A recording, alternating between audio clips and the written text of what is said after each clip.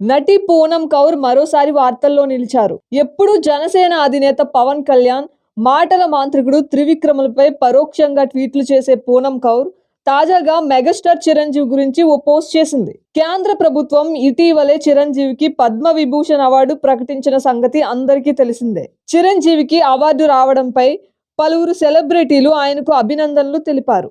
అయితే తాజాగా పూనం కౌర్ అవార్డులపై వివాదాస్పద కమెంట్ చేశారు. బాలీవుడ్ హీరో సోనూ సూద్ కూడా ఈ ప్రెస్టీజియస్ అవార్డుకు అర్హుడే. కరోనా సమయంలో ఆయన చేసినన్ని సేవలు మరే హీరో కూడా చేయలేదు. ఆయనకు అవార్డు ఇవ్వకుండా వేరే వ్యక్తులకు ఇవ్వడానికి పూనం కౌర్ తప్పుపట్టారు. అయితే సోనూ సూద్ కు పని చేయడమే తెలుసునని, రాజకీయ నాయకులకు భజన చేయడం తెలియదు కదా అంటూ తన సోషల్ మీడియాలో ఓ పోస్ట్ ను షేర్ చేసింది. చిరంజీవి కొందరిని కాకా పట్టడం వల్లే పద్మ విభూషణ్ అవార్డు వచ్చిందన్నట్టుగా పూనం కౌర్ చెప్పుకొచ్చింది. దీంతో మెగా అభిమానులు పూనం కౌర్ను టార్గెట్ చేసుకుని విమర్శలు చేస్తుంటే మరికొందరు ఆమెకు మద్దతుగా నిలుస్తున్నారు.